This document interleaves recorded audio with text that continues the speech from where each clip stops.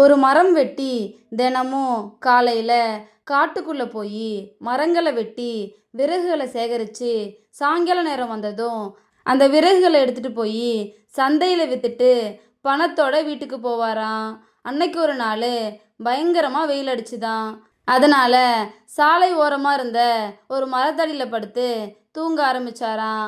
முதல்ல அந்த வழியாக ஒரு குடிகாரன் வந்தானா. பகல்லே இப்படி குடிச்சிட்டு தூங்குறான் பாருன்னு திட்டிக்கிட்டே அங்கேருந்து போனானா. இரண்டாவதா ஒரு திருடன் அந்த பக்கம் வந்தானா. ராத்திரி பூரா கஷ்டப்பட்டு திருடி இருப்பான் போல, அதான் இப்படி தூங்கிட்டு இருக்கான் அப்படின்னு நினச்சிக்கிட்டே அங்கேருந்து போனானா. மூணாவதா அந்த பக்கம் ஒரு விவசாயி வந்தாராம். தினம் வெயிலில் வேலை செய்கிற என்னாலேயே இந்த வெயிலை தாங்க முடியல, பாவம் இவர் என்ன வேலை செய்கிறாரோ, ரொம்ப களைச்சி போய் தூங்கிட்டு இருக்காரு போல அப்படின்னு நினச்சிக்கிட்டே அங்கேருந்து போனாராம். கடைசியாக அந்த பக்கம் ஒரு முதியவர் வந்தாராம். இவனை மாதிரி தண்டை சோறு சாப்பிட்றவனால தான் இந்த நாடே கெட்டு குட்டிச்சவராக போகுதுன்னு திட்டிக்கிட்டே அங்கேருந்து போனாராம். இதோட இந்த கதை முடிஞ்சிருச்சு. நம்ம என்ன நினைக்கிறோமோ அப்படி தான் இந்த உலகமும் நம்ம கண்ணுக்கு தெரியுது. அதுதான் இந்த கதை நமக்கு சொல்லுது. ஒரு சின்ன பையன் முட்டைகளை எடுத்துக்கிட்டு கடைக்கு கொடுக்க போனானா. போகிற வழியில் கை தவறி சில முட்டைகள் கீழே விழுந்து உடஞ்சிருச்சான்.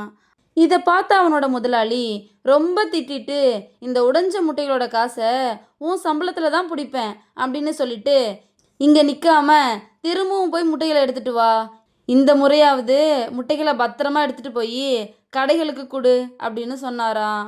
அவனும் போய் ரெண்டாவது முறை முட்டைகளை எடுத்துகிட்டு வரும்போது திரும்பவும் முட்டைகளை கீழே போட்டு உடச்சிட்டானா. இதை பார்த்த அவனோட சின்ன முதலாளி 2 தடவை முட்டைகளை எடுத்துகிட்டு போயிருக்க, ஆனால் 2 தடவையும் முட்டையை கீழே போட்டு உடச்சிருக்க, முட்டைகளை எடுத்துகிட்டு போகும்போது நீ எதை பற்றி தான் யோசிப்ப அப்படின்னு கேட்டாராம். அதுக்கு அந்த பையன், முதலாளி, முதல் தடவை மரத்தில் இருந்த பறவையை வேடிக்கை பார்த்துக்கிட்டே போகும்போது முட்டைகள் கீழே விழுந்து உடஞ்சிருச்சு. இரண்டாவது தடவை பெரிய முதலாளி திட்டினதை பற்றி யோசிச்சுக்கிட்டே போகும்போது முட்டைகள் எல்லாம் கீழே விழுந்து உடஞ்சிருச்சு அப்படின்னு சொன்னானா. இதை கேட்ட சின்ன முதலாளி, உன்னுடைய பிரச்சனையே இதுதான், உன்னுடைய பாதி கவனம் மட்டும்தான் முட்டையை எடுத்துகிட்டு போகிறதுல இருந்துச்சு, மீதி கவனம் நீ வேடிக்கை பார்க்கறதுலையும் மற்றவங்க பேசினதை பற்றி நினைக்கிறதுலையும் தான் இருந்துச்சு. ஒன்று நல்லா புரிஞ்சுக்கோ, நம்ம செய்கிற எந்த விஷயமா இருந்தாலும் சரி, அதில் முழு கவனம் இருந்தால் மட்டும்தான் அந்த விஷயத்தில் நம்மளால் வெற்றி பெற முடியும். இதில் பாதி கவனம் அதில் பாதி கவனம்னு இருந்தால் நம்மளால் எந்த ஒரு விஷயத்தையும் ஒழுங்காக செய்ய முடியாது அப்படின்னு சொன்னாராம். இதோட இந்த கதை முடிஞ்சிருச்சு.